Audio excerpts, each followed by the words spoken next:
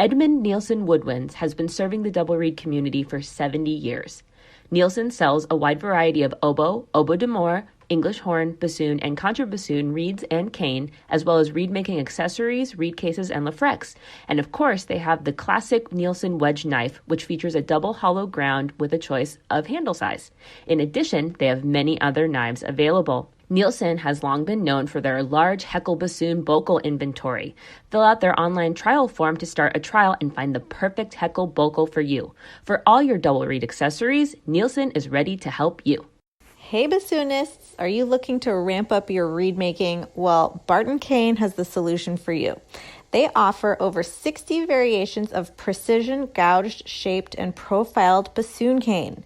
Use coupon code FREE SHIPPING for orders over $150. This includes international orders. Go shop now at www.bartoncane.com. Hi, I'm Galit Kaunitz. And I'm Jackie Wilson, and you're listening to Double Reed Dish, a podcast for oboists, bassoonists, and the people who love them.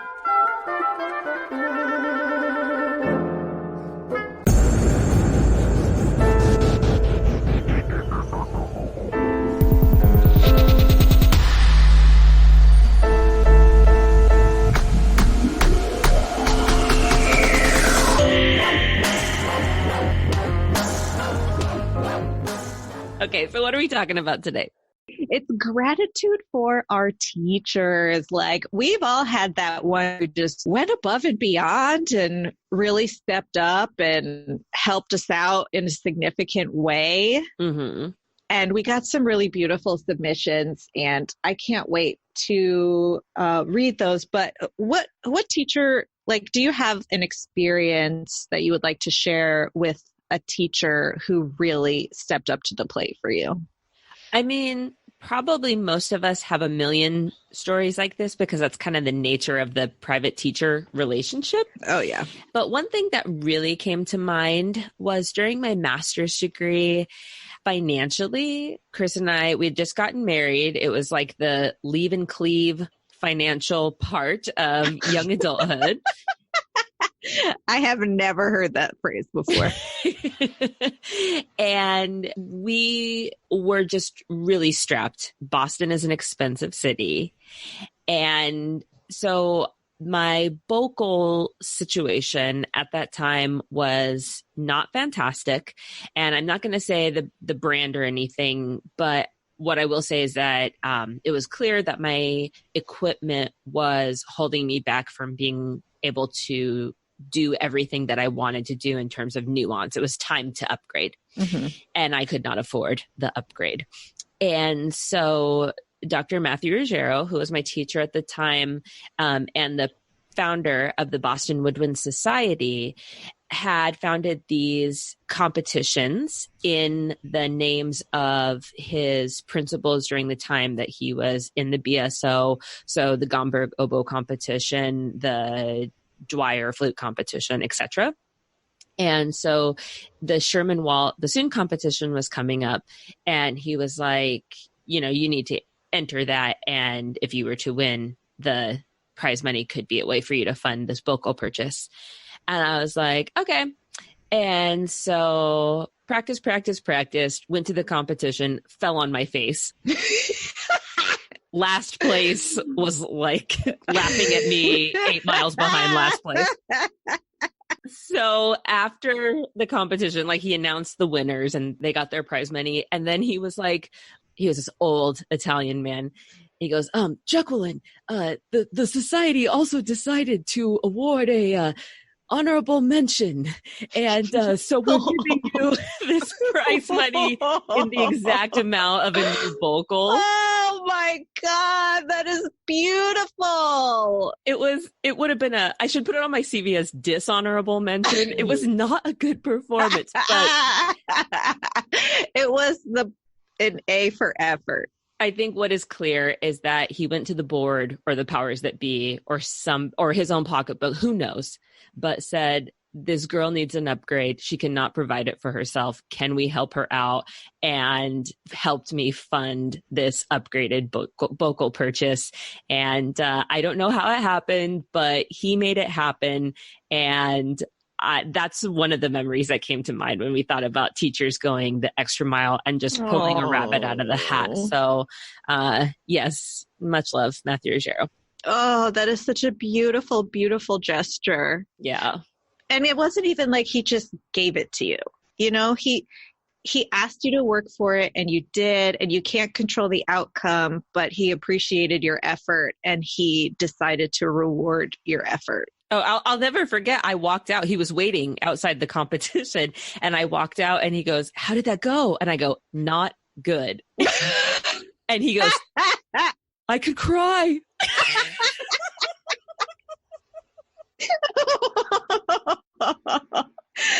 Getting good at an instrument is so humiliating. I just can't. I can't. What about you? Well, mine's not nearly as dramatic as that. But when I was in high school, my private teacher's name was Marilyn Krentzman.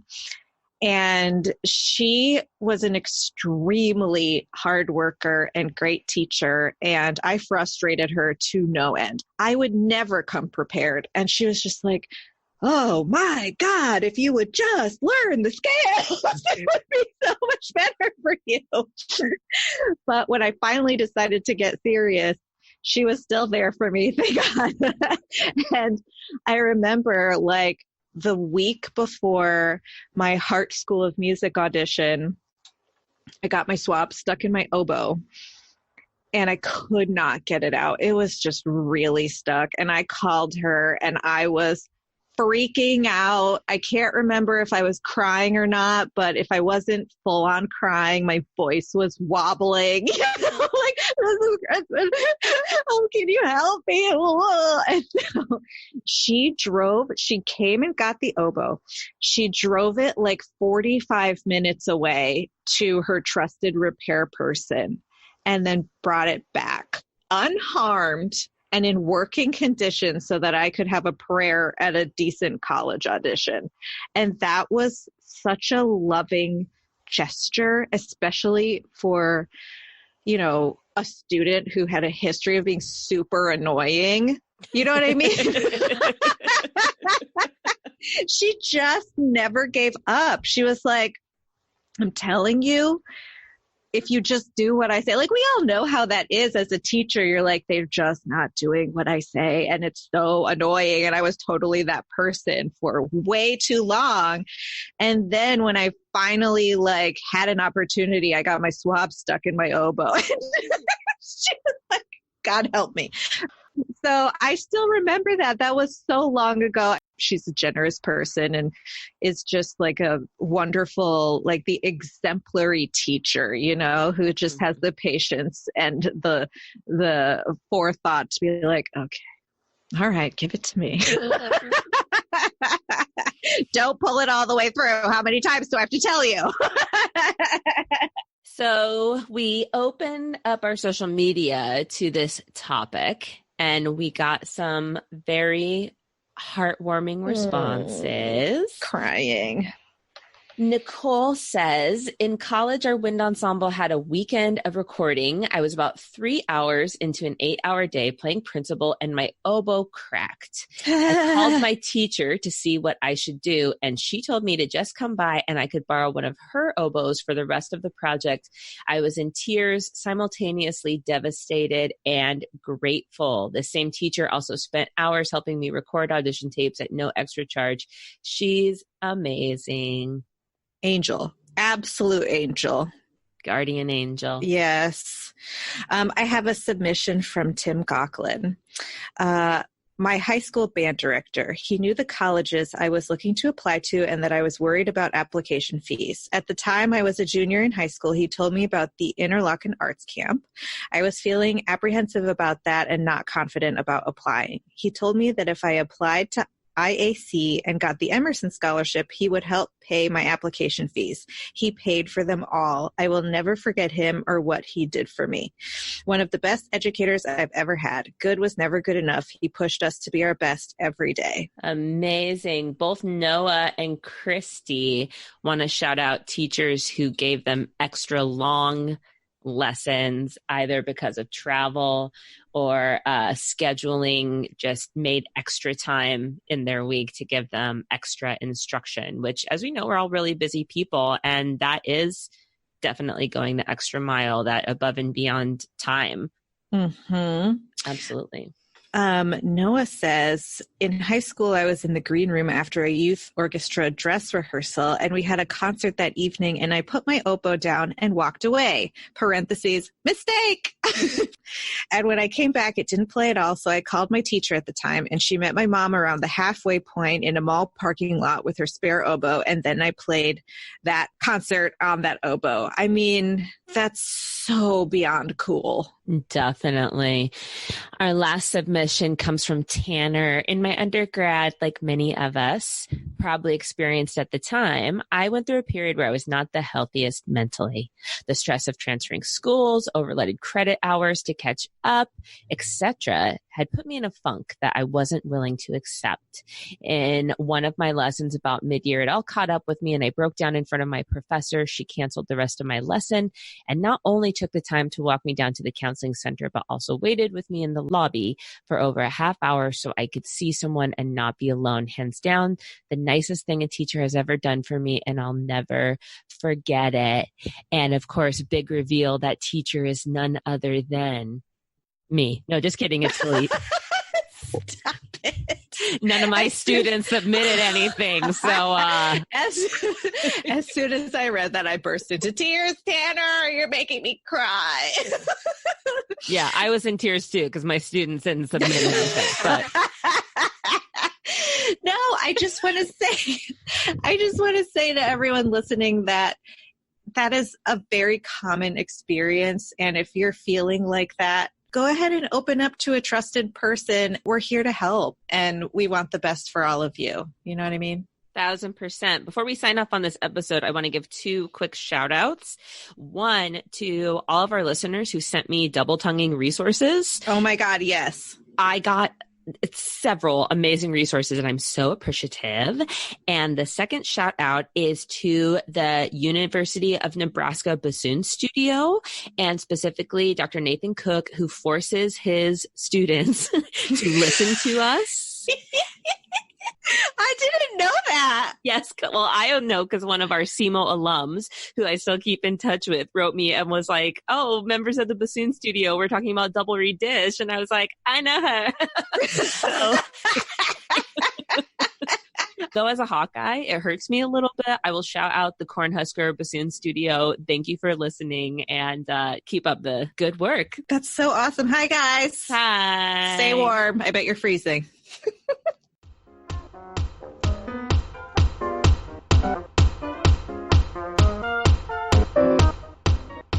Don't you hate feeling bored with all the music on your stand? Well, luckily, you never have to feel that way again. JDW Sheet Music offers a wide variety of chamber music pieces for wind players of all ages. Their catalog includes duets, trios, quintets, and even double reed choir pieces for beginner, intermediate, and advanced players. Each of the pieces on the site will include sample pages, audio excerpts, and short descriptions. JDW Sheet Music has also made it possible to access the music sooner through the new Digital Download Only feature. Pieces that are marked Digital Download Only will be made available immediately after purchase. To learn more about JDW Sheet Music, please visit www.jdwsheetmusic.com. So I want to talk to you guys about Singin' Dog Double Reeds. Singin' Dog Double Reeds is an online double reed shop and one of the largest suppliers of high quality and affordable professional and student reeds for oboe and bassoon in the USA. Visit them at www.singindog.com to see all of their products, and you'll be glad you did. That's Singin' Dog Double Reeds.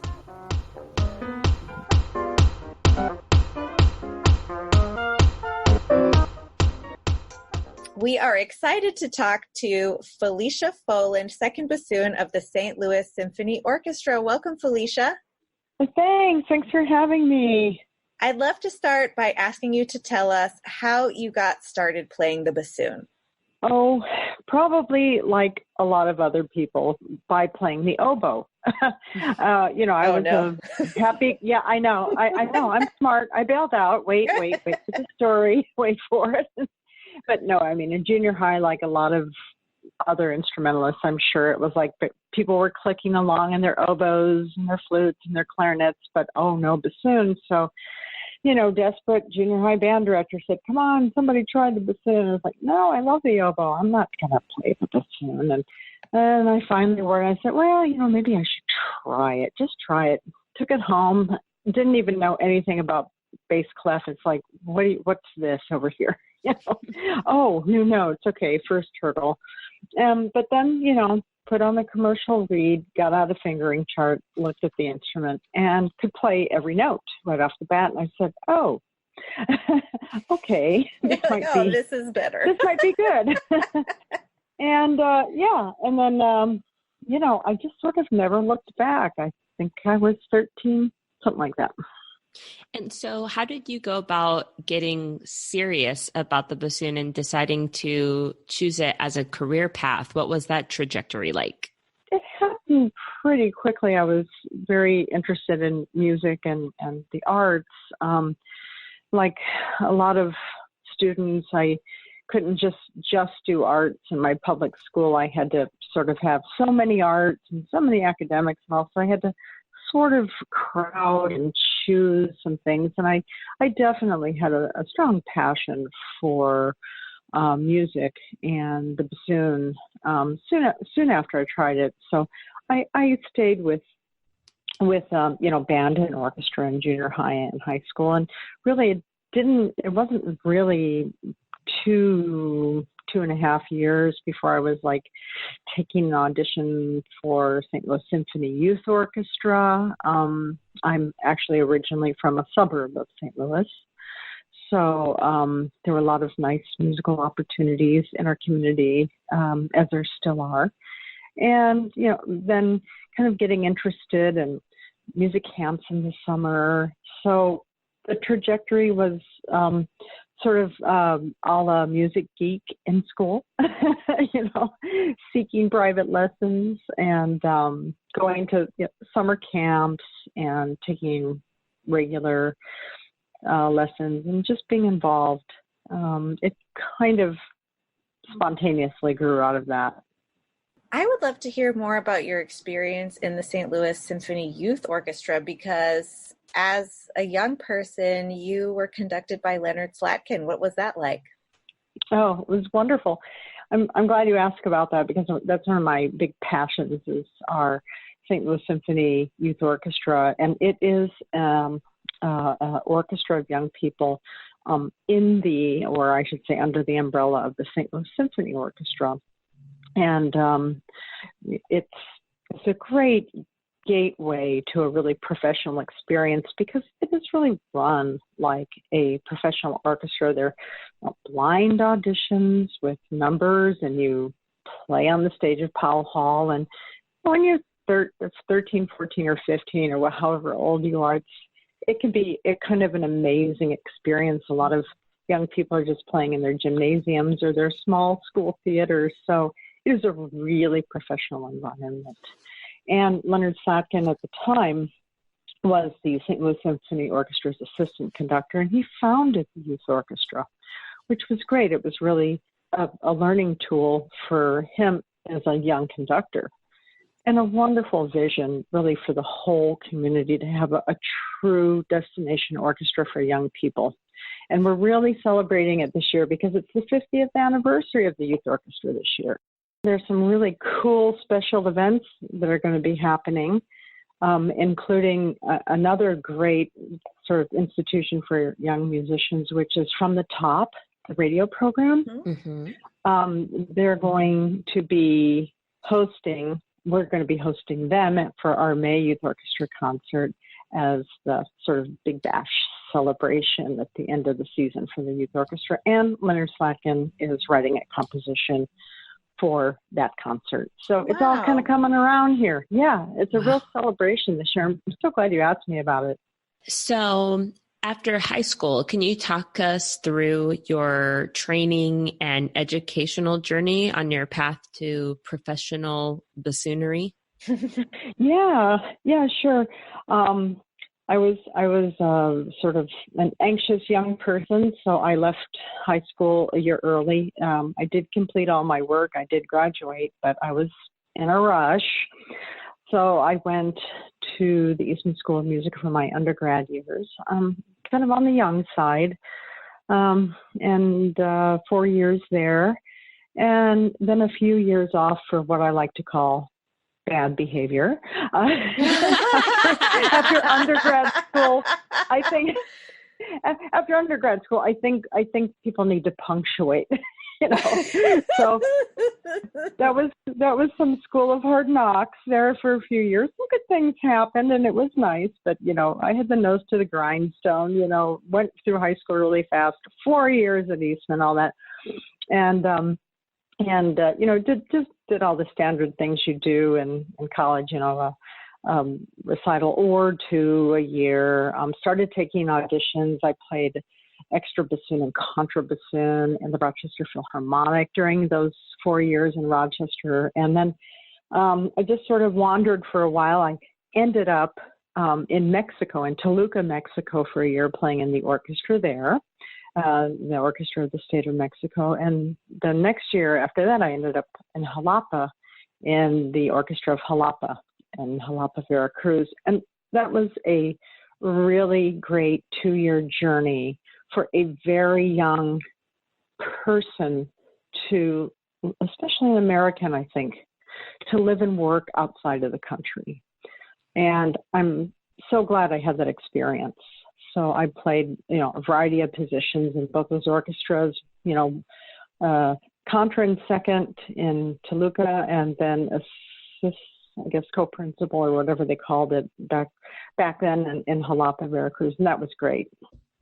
So I kind of started building my resume a little bit. And then I didn't want to stay too long, though. I really wanted to be stateside. So I came back for graduate work at Northwestern University. And I was there 2 years. So that was awesome, too. I loved it. I'd love for you to say more about your experience playing in Jalapa. And you said that it was a really excellent experience for a young American. And I'd love to hear more in detail about that.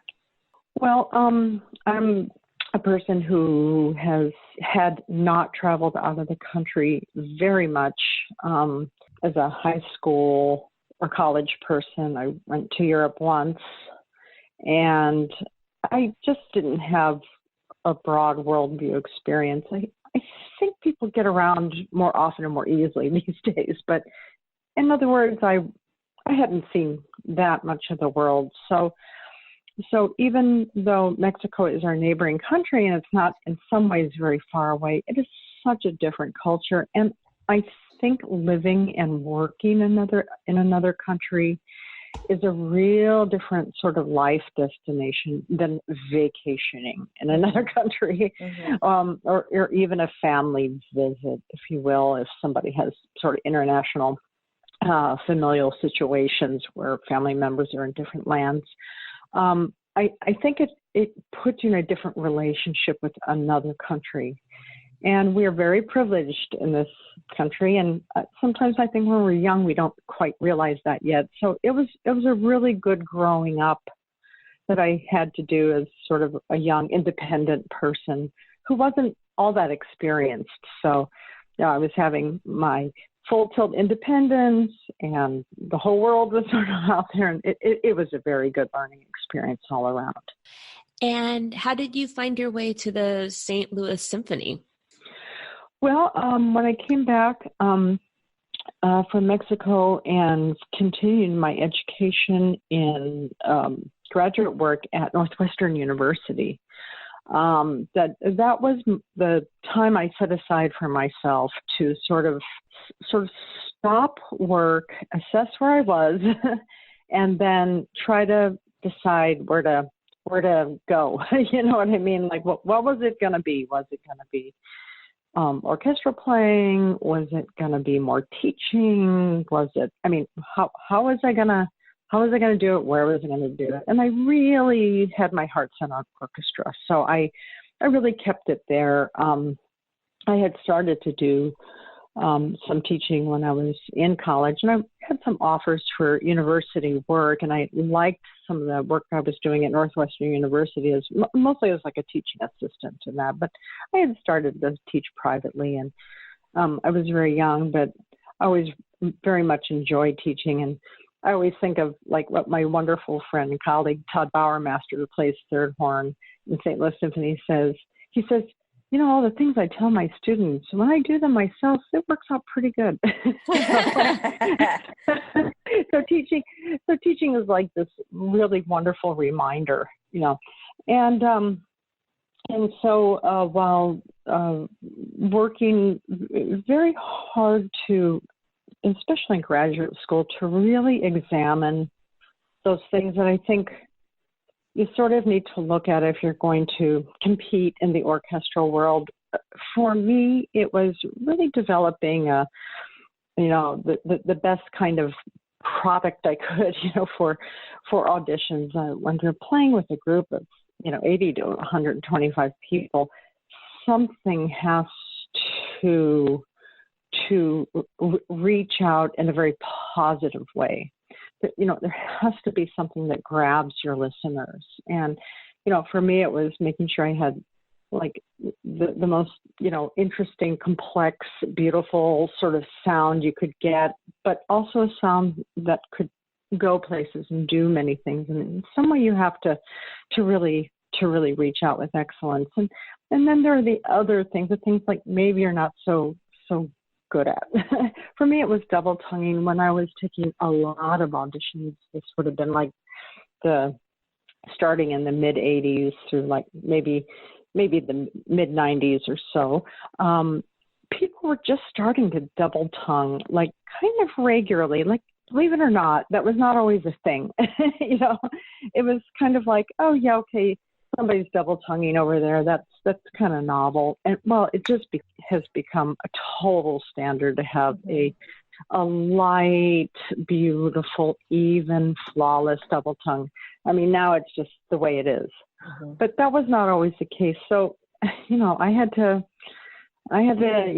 really kick it and try to figure out how to do that. And actually, I had probably the best lesson in double tonguing, the approach to it, after some failures. And if you have time for sort of a kind of a fun, embarrassing story, I can tell you how I figured out how to approach double tonguing. Okay, good. Well, I was okay. I mean, so get this: you're like in your mid-20s, and you're subbing with Chicago Symphony, which was my extra job while I was in grad school, and Dale Clevenger, legendary horn player, sitting behind you. And as you're warming up, trying that double tongue out, you hear behind you, "Are you trying to double tongue?" And I felt like the tiniest piece of, trash I could, possibly feel. It's like, yes, I am. He said, well, what have you been doing? I said, I have been, going slowly for like a year, like doing, scale slow, so getting faster and just sort of, graduating my practice from like a slower tempo to a faster. And he said, okay. He said what he discovered along the years was that he had two kinds of students who were double tonguers. One kind could learn the way that I was learning, and it was fine. The other kind could not. He suspected I was the other kind. He said, for 1 year, do nothing in your tonguing exercises in that portion of your practice. Then just play whatever you want. Middle range, not loud, not soft, but don't go fast. Just ta, ka, ti, ka, whatever syllables you want, but go slow, go for quality, and go for evenness, but not fast. And then after a year, pour it on wherever you want. Well, after years of playing and a little over a year of failed double tongue practice, I had nothing to lose. Mm-hmm. In fact, I was losing auditions because of Beethoven 4. So I stopped auditioning for a year, and I did that for a year. And a year later, I poured it on, and boom, that was that. That's fascinating. It is fascinating, and I do think we're probably now just sort of understanding like the ways that people conceive of learning music and learning their bodies in terms of the musician. I think we're just kind of starting in a way, you know what I mean?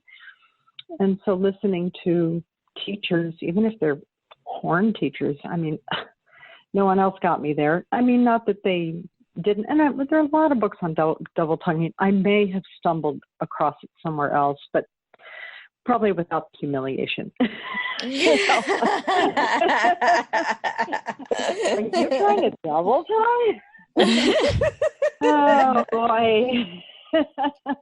Wow. Would you be willing to say more about your experiences auditioning and how you refined your process to finally win an audition in your home city? I think in so many ways, talking about the process of the audition itself, I've noticed over the years, I personally don't find that it's changed very much. That would be what I'm talking about here is the organization's process. I think it's pretty good, and it's probably as humane as it can get without getting very Byzantine. My own personal process was something that, out of necessity, I think did have to change to become successful.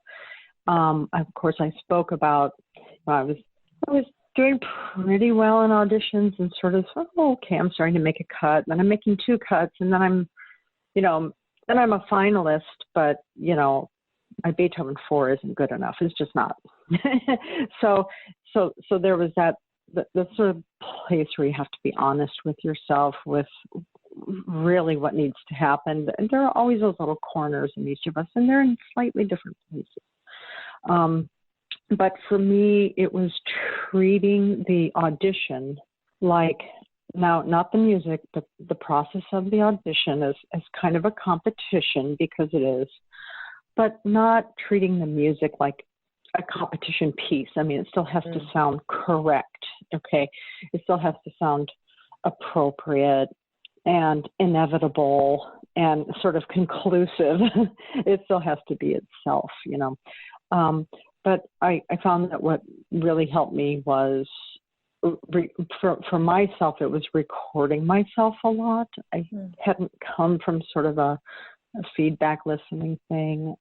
There were sort of not a whole lot of mock auditions yet, although I think playing for a variety of people, that was probably as close as I got to a mock audition was, play for a trombonist, play for a violist, play for a clarinetist. There are all kinds of people judging your performance who really don't understand the small things that, well, maybe an oboe player would, not throw shade over your flat C, or a bassoon player might have some mercy about a sharp G natural. You know what I'm saying? Mm-hmm. So, yeah. So we have to have that sort of universal awareness. And there's nothing wrong with a good cry in a practice room. Only the really good students cry. So, we can't be too proud. We have to sort of, sometimes get a little messy and dirty in there. So the process is a really honest one, but I don't think it should be a brutal one. And I'm sort of sad to see, really good young people sort of, bailing out or kind of losing the love they have for their instrument, passion for the repertoire. I mean, that is so important to keep, because it is sanity itself. Music is an incredible refuge, and we mustn't divorce ourselves from that to getting to an orchestra job, because an orchestra job is that. And in fact, I think people come to us to take refuge in our environment, in our orchestra audience members. I mean, I think they seeking something to be around the company of music. So we shouldn't lose that if we can. You know, it can be hard. I think what has really changed over the decades for auditions is the level of competition. Not so much the numbers, not the amount of competition. The level is incredibly high. I'm just so impressed with all the strings, winds, brass, percussion people come to our orchestra to audition. They're just phenomenal. So know that the level of competition is very high.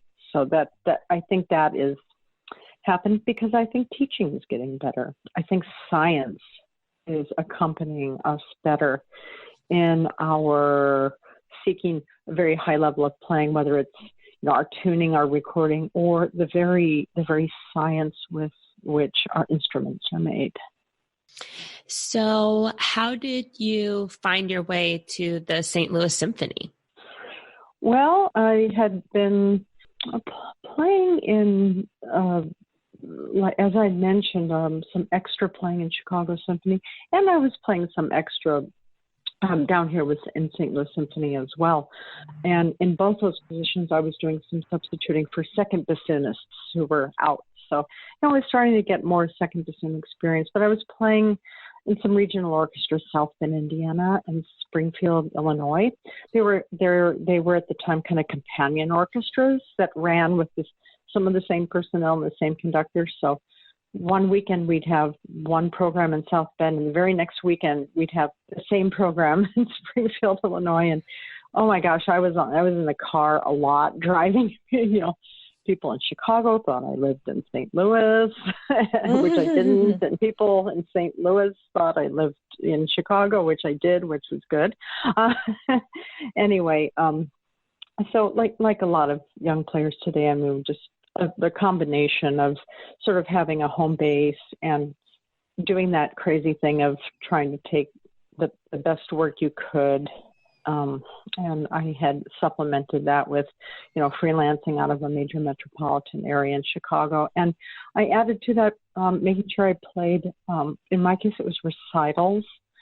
I thought recitals kind of shored up your playing in a way that made you strong, but there really is actually no better preparation for orchestral audition success than I think taking orchestral auditions, because for those you don't decide where to play or when to play or what to play. Someone else does all the deciding. So even if I'm playing a recital and it's like there's a piece I want to kind of dig into, I'm still deciding whether I want to do that or not, no matter how challenging it is. I've made myself comfortable in some way. So I was sort of starting to crowd auditions into my calendar more. And I was not a quick learner. It took me 32 major auditions to get to the St. Louis Symphony Orchestra at the age of 32. But one thing I really noticed is that the people who don't give up and have the right motivation succeed. So if you do keep going, you will make it. I mean, it's a little hard to think of and hear. I'm not trying to judge anything else per se. It's just that I knew that was true. And it was true for me. And I think the most important feature of those of us who play in an orchestra like St. Louis Symphony Orchestra is just the focus to keep with it, because it just has to be there. And talent is sort of amorphous, and all the other parameters are just sort of impermanent. They're sort of happenstance, There's some arbitrary qualities. Everybody tries to crack the code in this age of statistics and algorithms. That doesn't really fit when you're making something real like music or a reed. I mean, it's like the pedal hits the metal in a place that's much more real than generated information. The level of skill is placed in a different space. Mm-hmm. And I think that's another really important thing to remember. A feature not to let go of. I think that's just as important as keeping the love of your instrument and playing your instrument, the passion for the repertoire alive. Those very real tender things that we tend to overlook in the field of, competition and all those other things.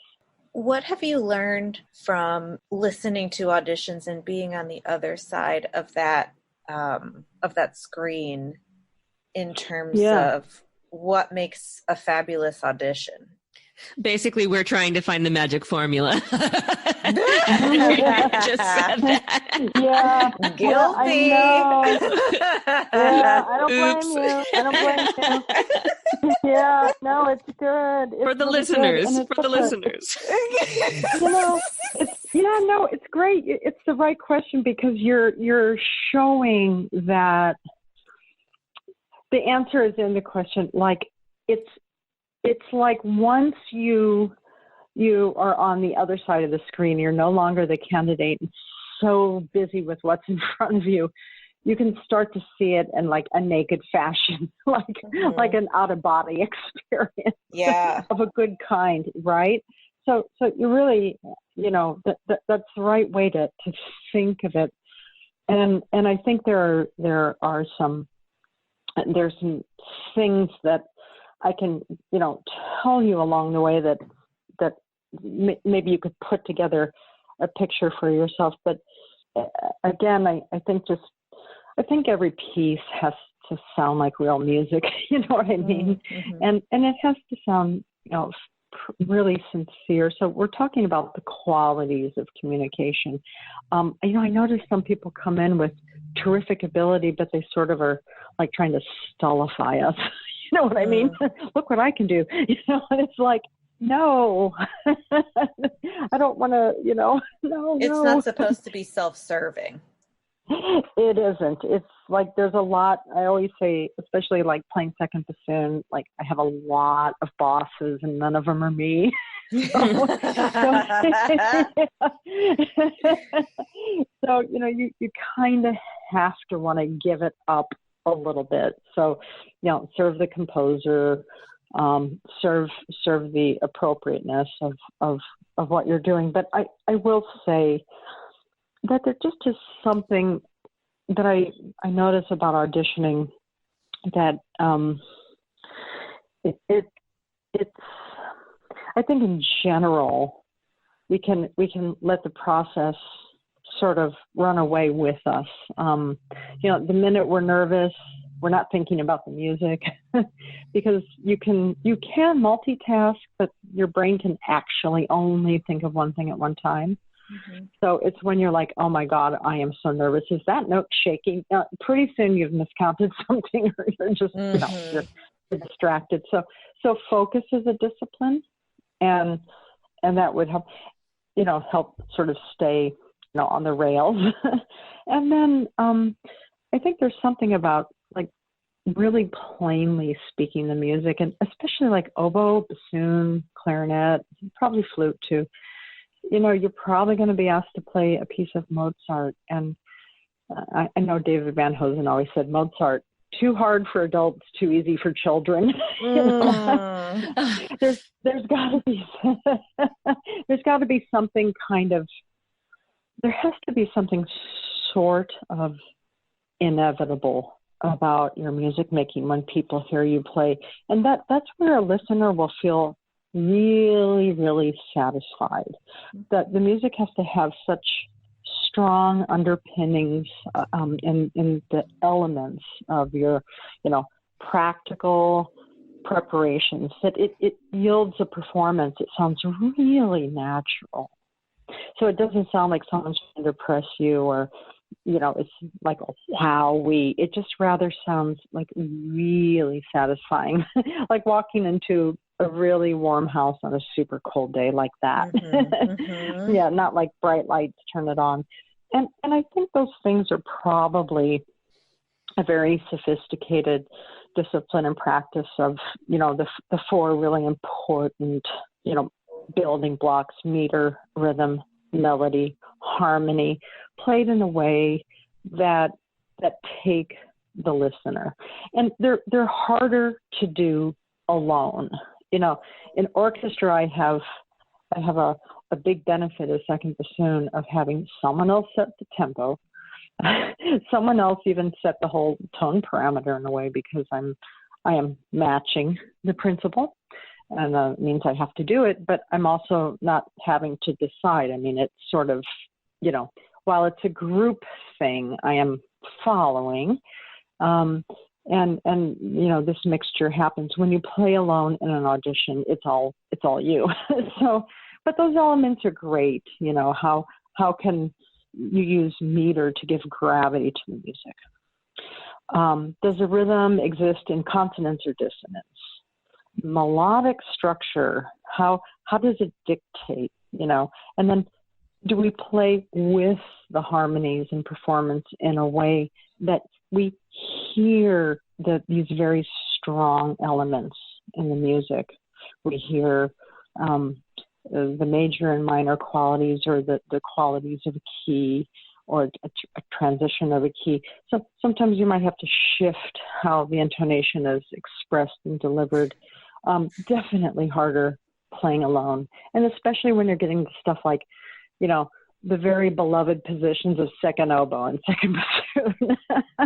I mean, my predecessor used to say in St. Louis Symphony, the hardest job in the orchestra is second oboe. And anyone who's played second oboe in the Dvorak Symphony knows why. But it's just these sort of subtleties within the instrument and the repertoire that do make a good difference. Mm-hmm. But I think a really thoughtful presentation that yields an inevitable yet very natural musical offering is best. Well, I think sometimes the simplest thing, we complicate stuff, don't we? Mm-hmm. It's got to be better. It's got to be this and that. It's like, no, it just has to be like a warm hug. Those are free. You could give one to anyone, and they probably, unless you choose poorly.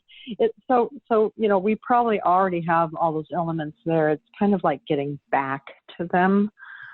So just keeping it, really humane and warm and real. And most of our instruments are like that. Except, sometimes we get so frustrated by our reeds that, they cloud our spotless vision. Mm-hmm. Just sometimes, though. Well, I have never played second oboe, admittedly, but when I think of some of the hardest playing I've ever had to do, it is second bassoon playing. And you've already given us a lot of really thoughtful ways to think about it, but I wonder what other tips and tricks you have for us and our listeners on how to be better second bassoon players, because it's so scary and not glory filled. And I don't know how you do it. I admire you. Well, no, I mean, it's sort of like it's like the opera friends say, okay, like, the baritones and the basses, like everybody knows the successful sopranos, right? And it's like the opera singers say, well, you don't get paid for the low notes.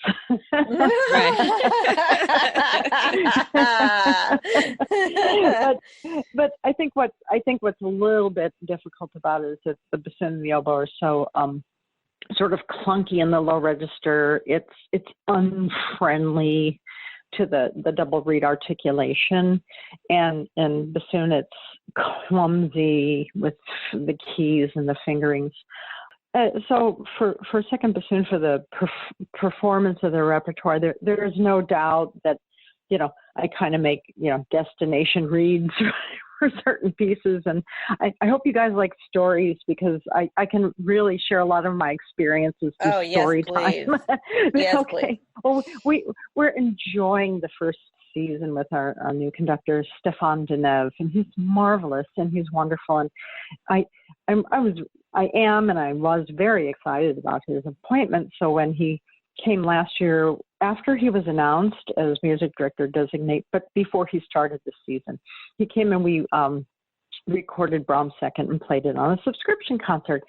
And I was like, yes, I'm going to get that G natural and E natural at the end of the slow movement where it tapers away to nothing with the principal clarinet. I'm going to make sure all that's set. And man, we were in rehearsal rocking that, and and I was like coming right in tune with the principal clarinet, Scott Andrews, and it was feathering away to nothing. And I thought, yeah, I got this. And I look up and he's looking at me going, shh, shh, shh, shh, with his finger in front of his mouth. And I'm like, okay, all right, fail. No, you don't have anything, it's so the parameter just wasn't, it was too chunky for him. So, oh, I know. I'm telling you. Man. So, yeah, I mean, a lot of it's in the read, and the general setup is really important. I mean, I have a friendly bassoon that plays well with others on purpose. Mm-hmm. I have a vocal that helps to kind of soften rough edges. Sometimes I wish I had a little more concentration in the sound and like a little push, a little snarl. It's hard for me to dig that out, but then I survive. Most of what second bassoon is known for is like, can you go away enough, mm-hmm. but still be present. Especially with the voicing and a lot of the chords, you're going to be a pretty important feature. So yeah, it's in the setup. It's in sort of how we hear our instruments, like in a way how you hear the bassoon or how you hear the oboe. Becomes really important, like what is going on in your head that then you hear when you play and other people. You have to sort of decide like what you want to be when you grow up. That's bassoonist, you know what I mean? So it's sort of how you hear the instrument. For me, I have to make equipment that has a little bit of, the reed has to have a degree of a kind of a flexibility so I can tuck in and go away when I need to, but have enough presence if I need to stick out just a little bit. And so it's a wide span that I'm asking for, but it works. And it's not exactly the same setting that you use for principal bassoon. And I think cane makes a lot of difference. And that's a whole nother conversation. And I am just now finishing a huge project on cane with a retired Monsanto scientist here in St. Louis who is about to, the book is being written now on cane selection for reed. And we can talk about it as a separate entity, but there's no doubt second oboe, second bassoon, a lot of things have to sort of come together in your skill set so that you're really, I like to use the word available, so that you're really available to be incredibly flexible and fit in. I think this is so important. It's you're kind of a follower, but you have to be interested enough to figure out, what you're doing, because you can't just say, well, I don't do it that way, I do it this way, and then you lock it and leave it. It's just not flexible enough. You're really a team player. And, some of it is maybe in the temperament or, what you choose or how you hear your instrument. It's a destination. There's no doubt about it. It's sort of a destination in one's playing. But it's a good one. I think I don't want to make too much of it like it's a big time specialty. I mean, I'd like to think that 99% of what I would do on second, I could do on principal, but there's just that little thing, you know what I mean, that that might not work quite right for principal, or maybe that would really work well for second bassoon. Like you want to choose the right things in the right moment.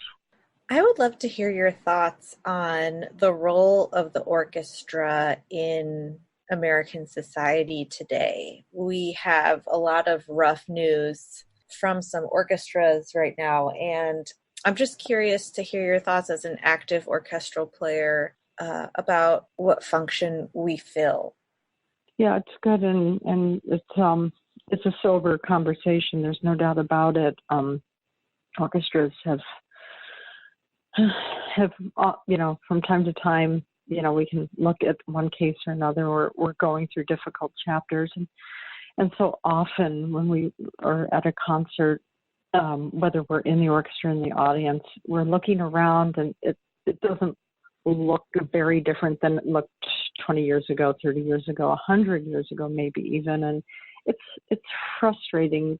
Maybe it's a difficult, we can't be everything to everyone, but then nothing can. But more, I like to think of it more for what it might offer.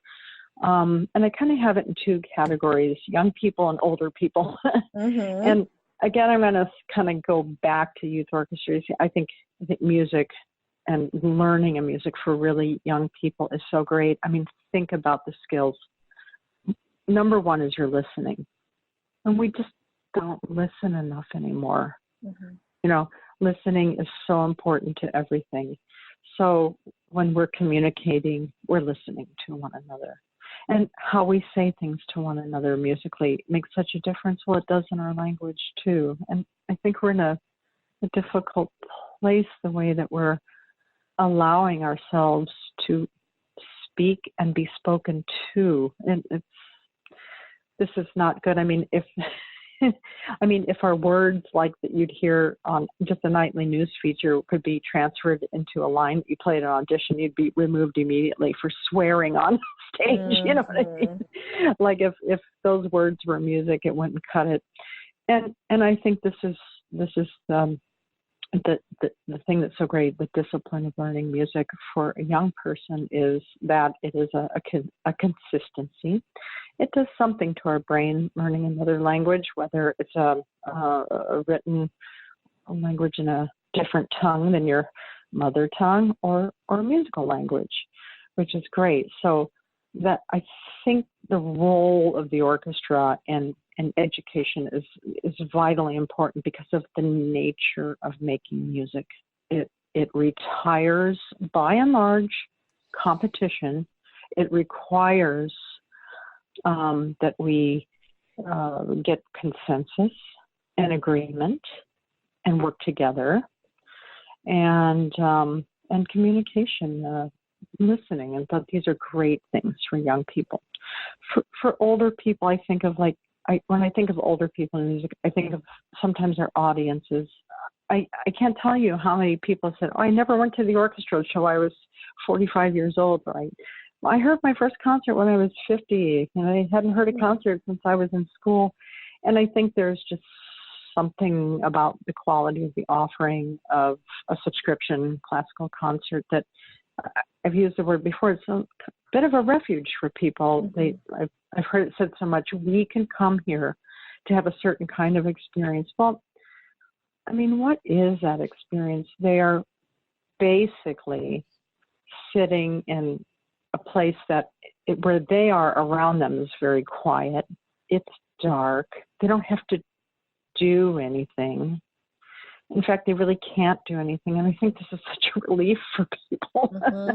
We're all running around so much and doing so much. I mean, it's a wonderful place. And then something is given to them, and they can just enjoy the practice of just listening.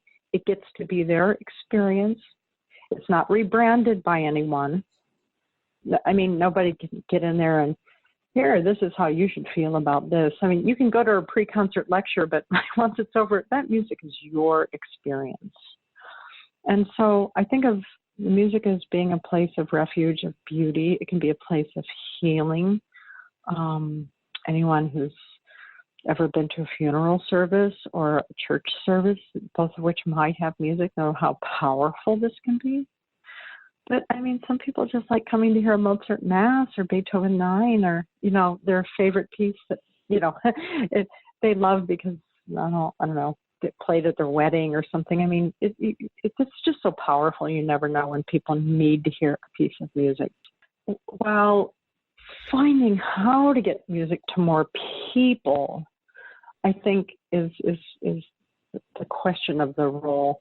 not so much like let's change what it is, but I think it's access. I think access is where I'd put that. So who can have it? What does it cost? Where is it? When is it? These are hard questions for businesses.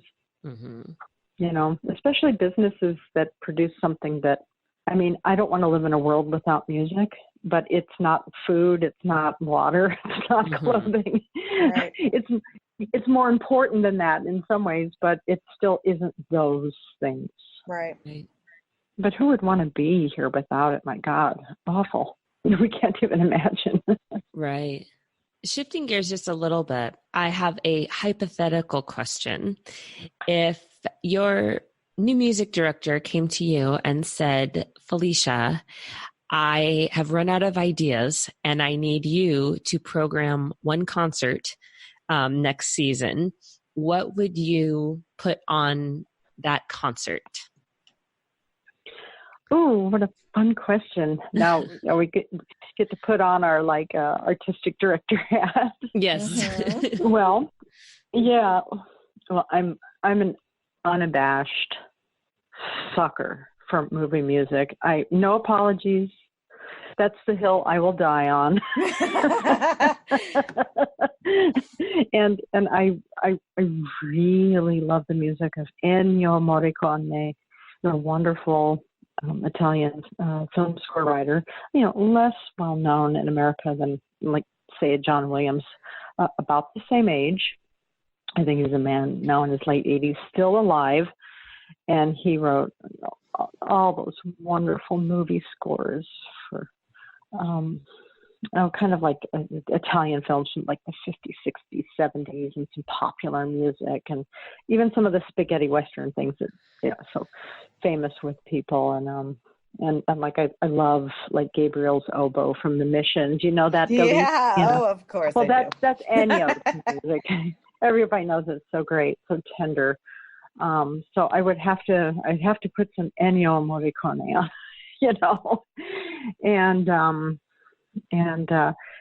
I kind of like some vocal things. I love a chorus, I guess, because it's like the original instrument, right? The whole human body. Or there's something really good with chorus. Maybe something if there's an Arvo Pärt. I love Arvo Pärt. His music just seems to reach to just a wonderful realm, if you will. For like a meat and potato offering, I guess I'm kind of romantic. I can't decide. It's like such an immature question, but like, is Sibelius Fifth Symphony really the greatest piece ever written? Maybe, you know what I mean?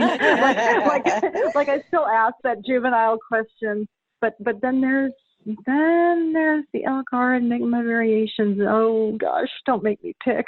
But anyway, it would probably look something like that, and it's probably, as much as I love the bassoon, I guess there wouldn't be a bassoon concerto on it.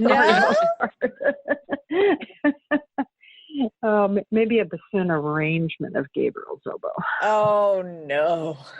Oh, yeah. Gabriel's bassoon. Yeah. Whoever heard, hey, wait a minute now. Have you ever been to Barcelona to the Sagrada Familia? No. It's a huge church in the middle of Barcelona. Well, you just go, and when you see the little cherubs and what instrument they're playing, you give me a call back, and we'll dish on that. Okay. That's all I'm going to say. I'm just waiting to hear Gabriel's bassoon. That's going to be my career goal. Oh yeah. Oh yeah, I can steal that sucker. I played it at Kirkwood Presbyterian Church because there's this little arrangement of it for like that you can buy it. It goes with either organ or harpsichord, and the organ arrangement is pretty killer. But I put a little tag, kind of a phony baloney tag in the middle of it so I can breathe. Remember, like breathing, like there's no place to breathe when in the way it's published. It's like, oh, okay, they forgot. I'm very familiar with that level of nonsense. Good for you. Sometimes you just have to get in there and conduct business. What is your advice for a young musician who aspires to have a career like yours? Well, I think some of the things I've mentioned before about persistence and really staying in touch with what you love doing. I mean, don't let the other things swamp that very, very special relationship. It's true. Music sometimes doesn't really play well with others. It's a pretty demanding friend. Our instruments are not like really good amateur fare. For a young person, I mean, you can kind of expect to, have your instrument by you a lot, even maybe on vacations. And I mean, I remember like sometimes being on tour with an orchestra, but still having my instrument those few hours in the hotel room and running through the excerpts, because I had an audition in a month. I mean, some of these things are very practical and they can seem laborious, but please don't lose the joy, the spark, and whatever you have to do to remember that, do that thing, whether it's playing the first piece you fell in love with, it's super easy. I mean, go back and play that lovely little Telemann piece you used to adore. Do you know what I mean? Like reclaim it, reclaim the kind of lovely innocence, pure place where you really enjoyed, the thing, and don't let the business of the professional world swamp that too terribly much, because you'll miss that part of the relationship. It's you have to keep up date night with the bassoon and oboe, I guess. Oh, that's precious. Felicia, it has been such a joy to talk to you. Thank you for sharing your thoughts on bassoon and music and life with us. I am so grateful that you talked to us on Double Reed Dish. Well, you're both really a pleasure and a joy to talk with. You have a wonderful, bright attitude. You're just doing a beautiful thing. You're allowing people to communicate and listen and share, and that's what it's all about. So thanks for doing this, and thanks for including me. I've really enjoyed it.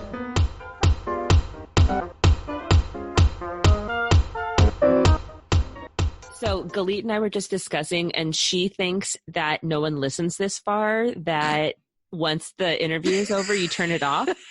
So if you are still listening, give us a shout out on social media or send us an email. We're going to get nothing. Tell us if you're still here. No, I don't think anyone's here. Okay. Well, if you are listening, you can find us on social media on Facebook, Instagram, and Twitter. And you can listen to our podcast. Though if you're listening right now, you already know how to listen. But if you got amnesia after pushing play and are now listening and don't know how you started listening, you can find us on iTunes, Apple Podcasts, Google Play, Stitcher, and YouTube. I think that's it. Who's next? Next, we are so thrilled to present an interview with the amazing Nathan Hughes, principal oboe of the Metropolitan Opera Orchestra. Jackie, let's end this nerd parade that no one's at. Go make reeds.